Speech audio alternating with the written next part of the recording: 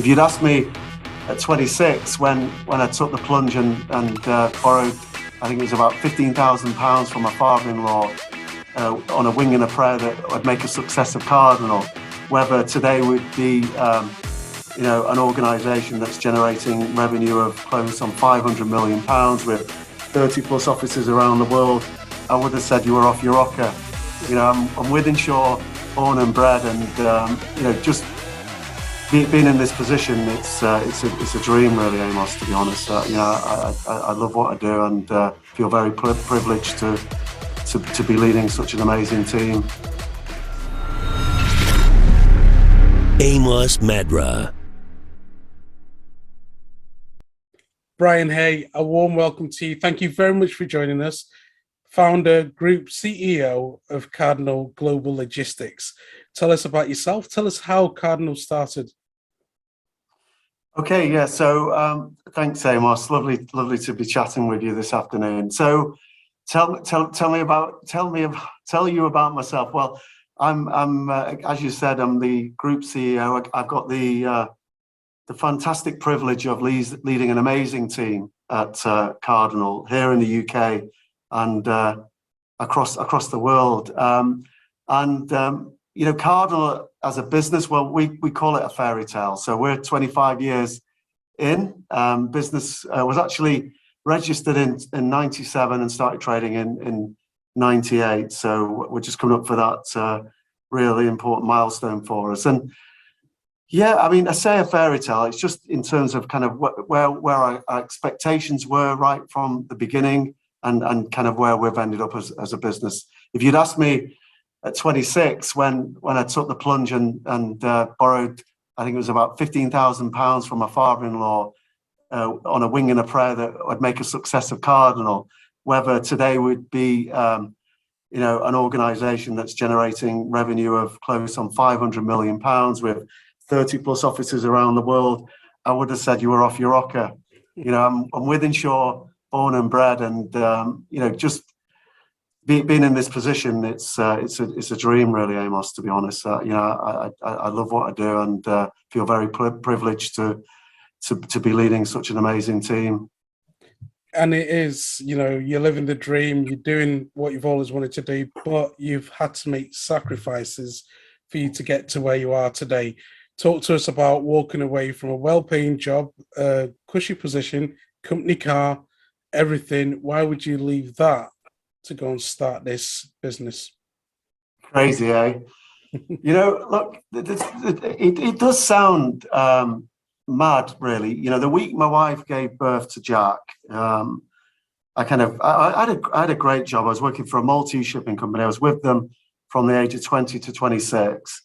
And I got the opportunity to travel around Africa, the Middle East, the Mediterranean. It really opened my eyes to the art of what's possible in this amazing industry.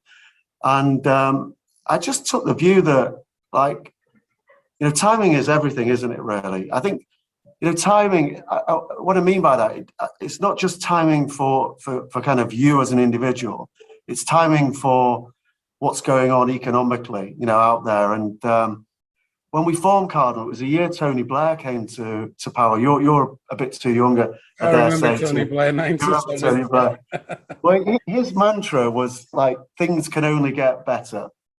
It's the song by Dream. Yeah, we were just coming out of a recession.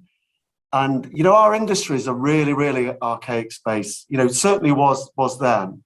And I'm kind of looking at other industries and seeing things like EasyJet with a website on the side of started with a phone number and then a website on the side of a plane, and things were definitely changing. I thought, this is just a really good opportunity in terms of timing for a new business economically, and also for me personally, because I'm 26, I've got a load of experience, you're bulletproof, you've got tremendous energy, and I thought, well, you know what, I'm going to take the risk.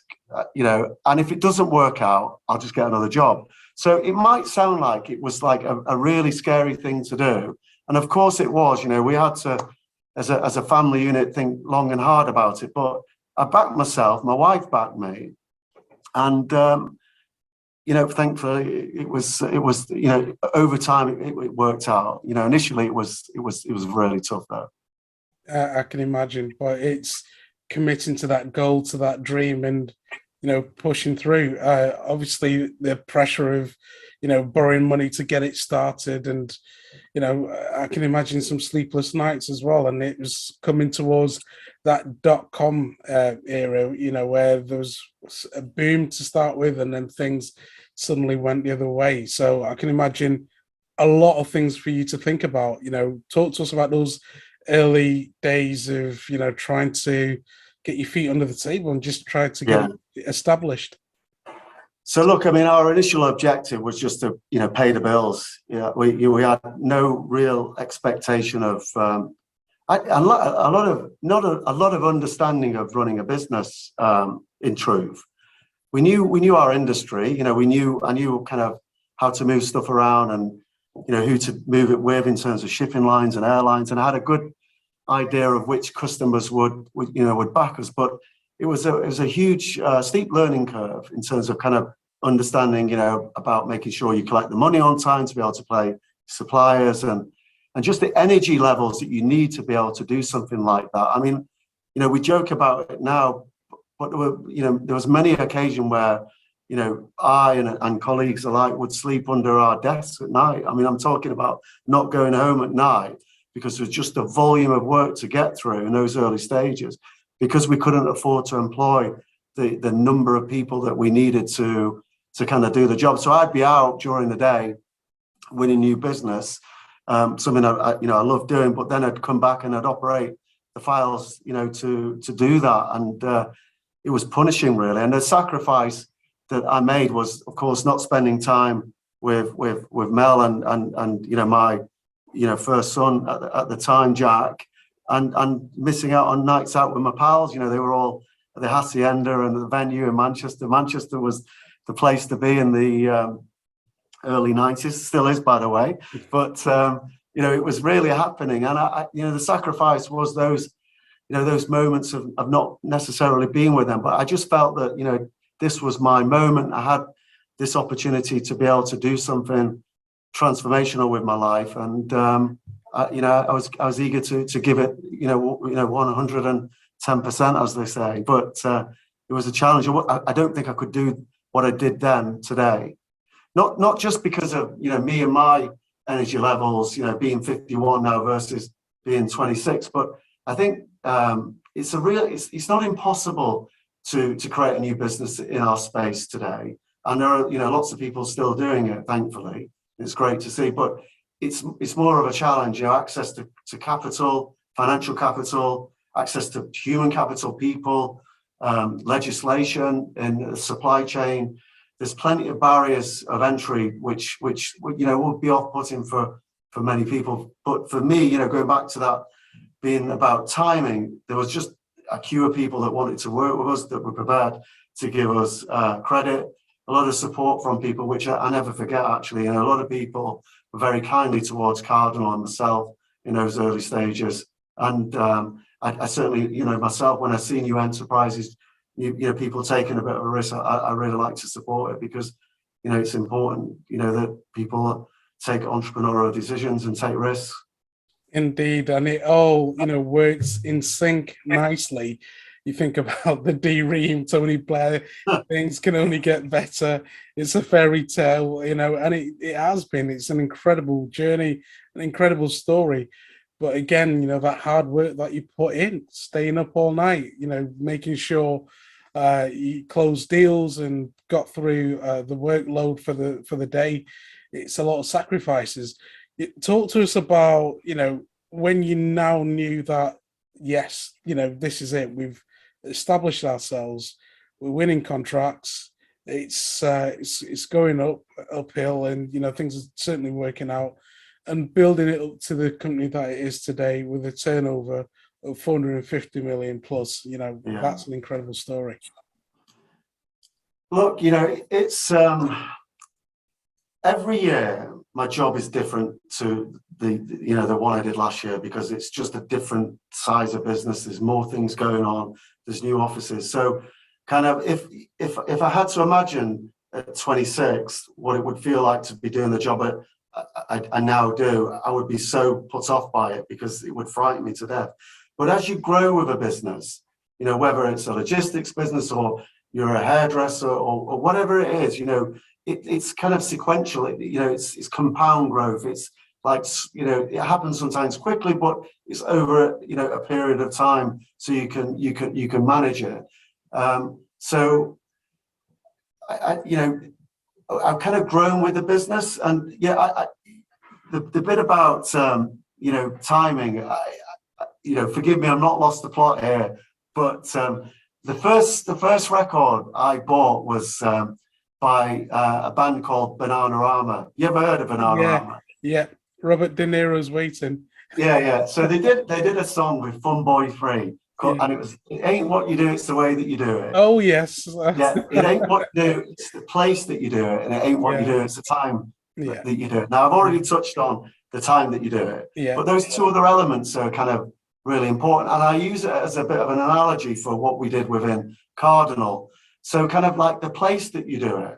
So for me, opening a logistics business in Manchester was just absolutely the right place to do it, because we have got an abundance of talent on our doorstep.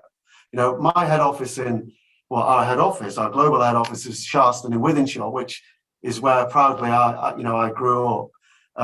But there is this rich heritage of people that come from this region, harking way back when to the days of the ship canal, and of course we've got the fabulous Manchester Airport on our doorstep. So we've got a really good logistics hub. So this, like, the time that you do it, the place that you do it, doing it in Manchester was vital and really helped, elevate the position of Cardinal, because we could access talent. And of course, it goes without saying, we've got fantastic infrastructural, motorways, airports, etc. on our doorstep. But then the way that you do it, like just going back to this song, like we did things differently.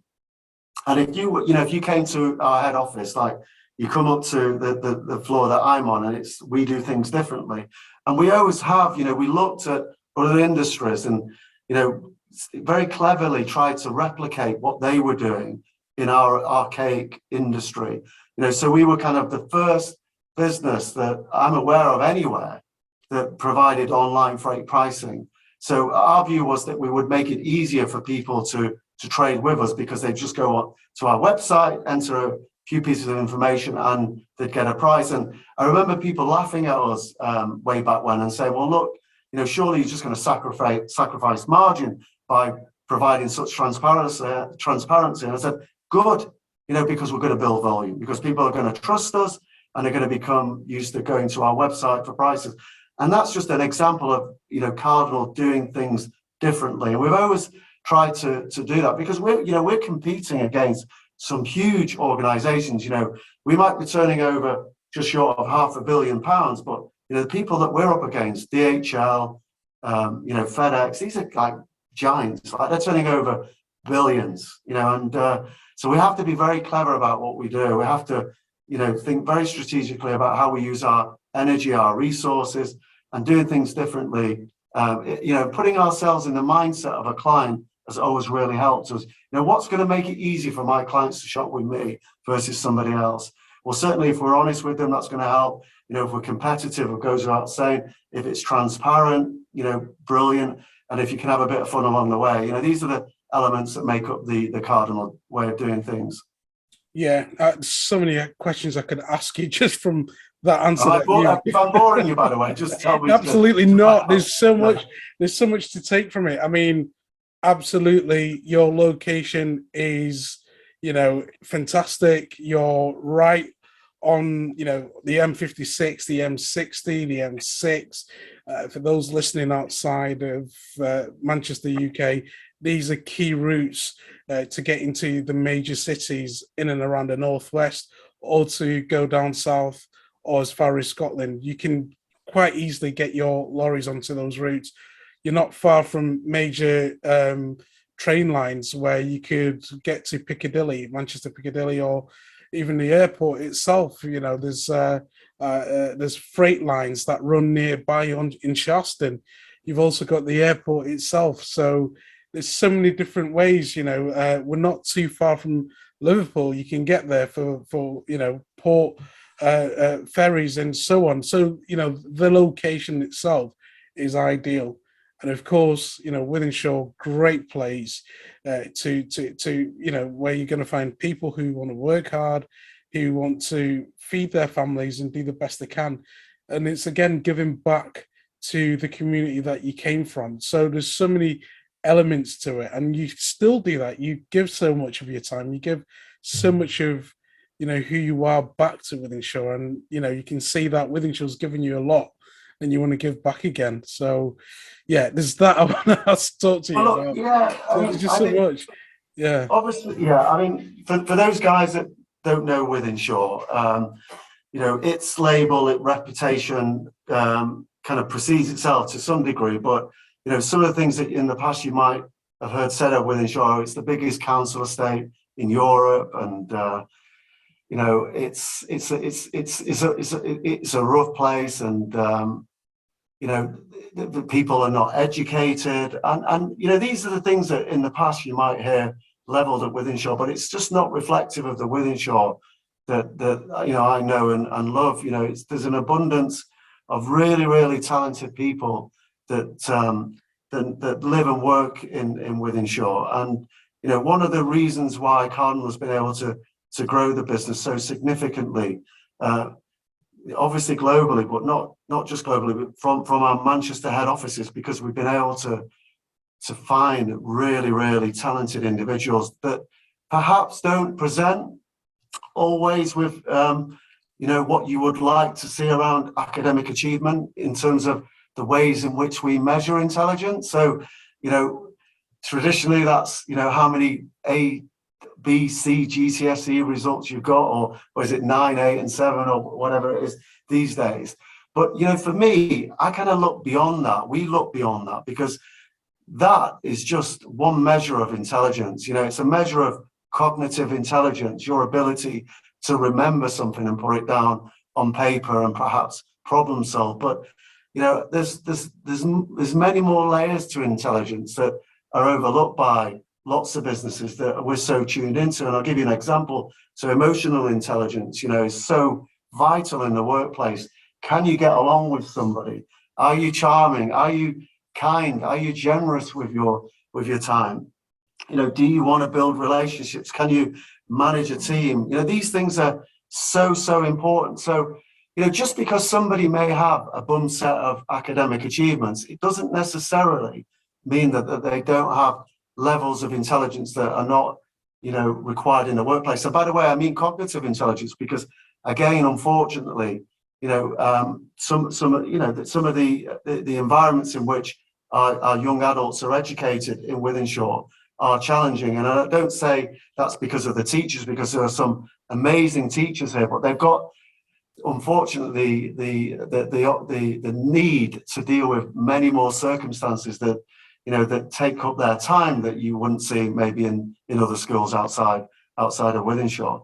But no, we've got an amazing crop of people that live within a couple of miles of our head office, which includes Wythenshawe. Many of our apprentices come from Wythenshawe itself. We've got a very successful scheme, and if I could just, Amos, if you don't mind, just share a bit about what our apprenticeship scheme looks like. So we pick a group of talented, a cohort each year out of the local schools and colleges, and we move them around the business. So there's 20 or 30 different departments within Cardinal, ranging from marketing, finance, operations, transport, and we literally move them around the business so that we can work with them on understanding how they tick. Now, how is their brain wired? Are they a natural salesperson? Are they an operator? Do they like the detail? Are they analytical? And eventually they stick somewhere. And it's really important that people stick in the right place, because if you're working hard doing something that you don't enjoy, that's drudgery. If you're working hard on something that you enjoy, that's fun, that's a pleasure, and you're going to profit, in terms of your output.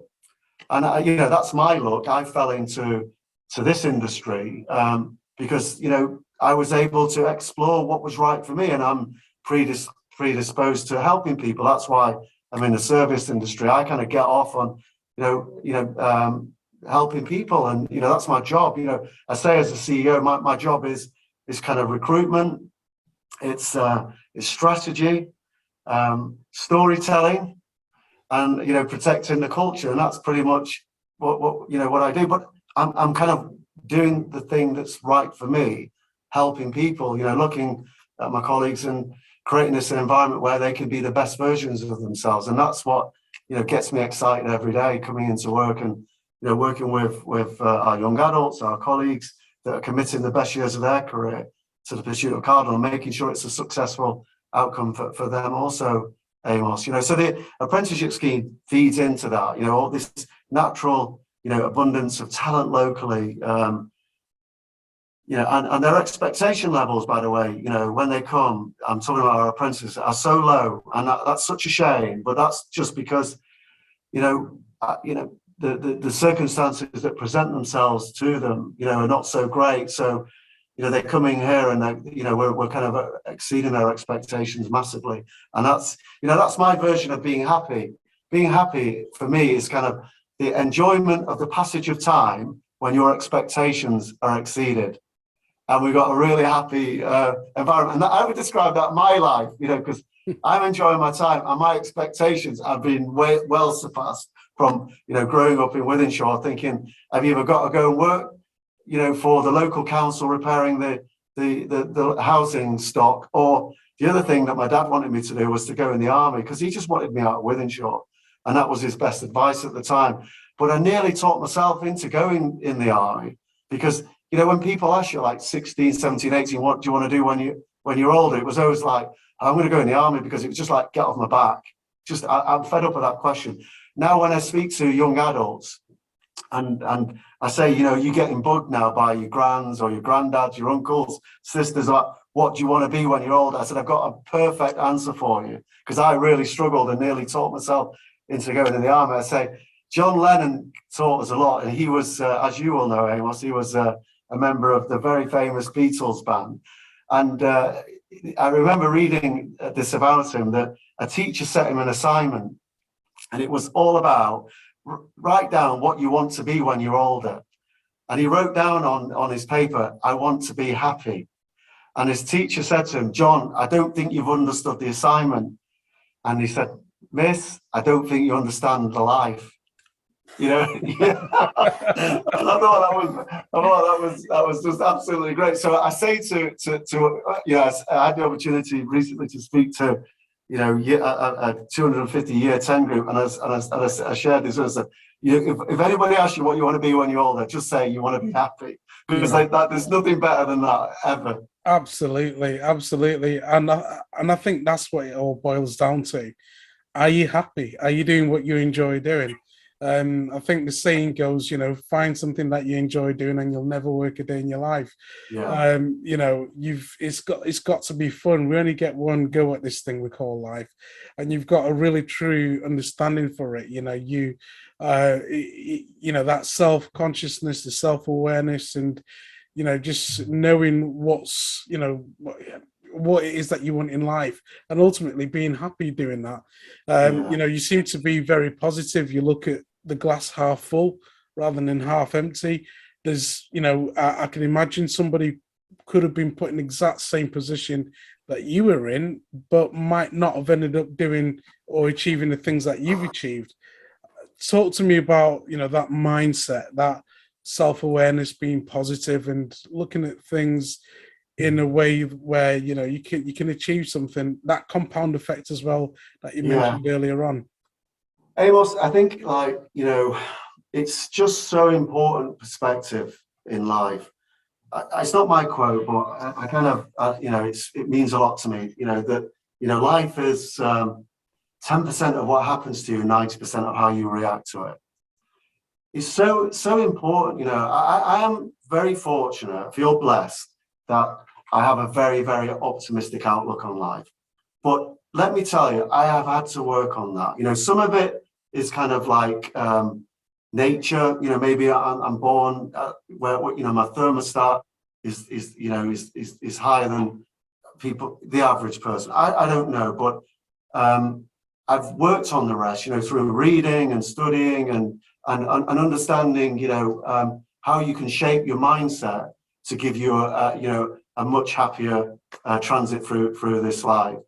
I used to, it's not always been like this, because I used to look back on my life and think, I had a really, really unfortunate upbringing, because, I was I was 7 years old, and I was one of 6 children living at home, mum and dad, and my mum left home, and for a 7-year-old, that's quite a traumatic experience, and I kind of blocked a lot of that out. It was only recently I was speaking to my sisters about it, and I said, I just don't really remember a lot from way back then. And they said, well, do you not remember, Brian? You used to cry yourself to sleep. And I'm like, I just don't remember it. But it shouldn't surprise me, as a 50-year-old one man looking back and thinking of a 7-year-old child that the whole world's been blown apart. When one of the parents leaves home, and it was tough. It was we were poor. My dad had to give up his job at the time, and he brought all of us up in the best way that he knew how. And you could look at that experience and think that was a pretty poor pathway. That was I was unlucky, you could say. I now look back on that and think it was the making of me. I became the man that I am today because of the need to survive, and from a very early age, I think 8 or 9, as early as I possibly could, I started to work. And that was, initially just knocking on neighbours' doors. I lived, on Kenninghall Road in Wythenshawe, and there were lots of elderly neighbours around that needed the yard sweeping or wanting somebody to go to the shop. And I kind of learned early on that if I did something, I was rewarded, hard work and reward.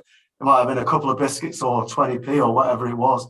But I very, very quickly, you made that connection between, input and output. And, that's all I've ever been doing all my life. You don't get anything for nothing. And, the lessons I learned as a 7 and 8, 9-year-old, and then later on with a couple of paper rounds, and right up to being 14, 15, I would get up in the morning at 6 o'clock, go to the market, set the stall up.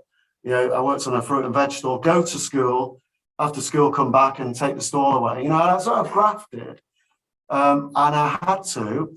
And in that moment, I can't think I was happy about that, because I was looking at even my friends in my own ecosystem at the time, and it was a poor neighborhood, but I thought they were wealthy if they you were able to have a dessert after dinner, or go on holiday and things like that. So there was always kind of like that peer group pressure. But so I didn't feel blessed at that time. So it's an evolution that you get to feel this way, but it comes with experience and effort and work, and being able to through learning and understanding, turn those what appear to be very negative situations into a positive. I don't have a close relationship with my mum now, but I met with her recently because I felt it appropriate to reach out to her and say, look, I didn't have to go down that road of I forgive you or anything like that, but I just take the view that for her to do what she did, she must have been going through a really, really difficult time herself, because which mum wants to leave her children in that way? And I'm sure I know she regrets what she did, and I could, I won't say hate her for doing what she did, and that would be baggage. I'd be carrying that around, and what's the point in that? And I'd rather understand why she did what she did, and then I feel sorry for her. I said that I feel sorry for that. She missed out really, but it's this perspective of being able to forgive, and it's easy that we make a judgment about somebody else's life, isn't it? But if you run a day in their shoes, sometimes it can be a lot tougher than you think. And I think that's the same in the workplace or in my friendship group. People, it's very difficult, isn't it? I think having a positive outlook, having an optimistic view on life can really, really be the difference, actually. And I think we have to be a bit more stoic about some of the challenges that we face, and battle these fights, really. Absolutely incredible. Incredible. That makes, Yeah, absolutely incredible. When I think about, that story and your journey, and, despite everything that you've gone through, again, is to look at things in a very positive way. There's so much to it. Again, people can go through certain things in life and they'll say, woe is me, bad things happen to me all the time, but it's the way you were able to look at it, and to use it in a positive way, and also to reconcile as well. Yeah, if I could give you another example of it, really, because anybody like listening to us or watching this, might take the view, oh, this guy, it's easy for him to be, positive and optimistic. He's got a kind of nice life, but I've lived through the challenges. But I'm not saying that there are not moments, dark moments for me. Also, I had such an experience 4 years ago. My son, who is, he's 20. Sorry, Jack. He's 20. 25, is he? 25, Jack, 26. He's 26 now, and he's 26, and he's a second year junior doctor. So he's I can't believe I've got a doctor for, so I have to pinch myself. First one in my family to go to university, so it's mega that what he's achieved. But 4 years ago, we found out that Jack needed open heart surgery.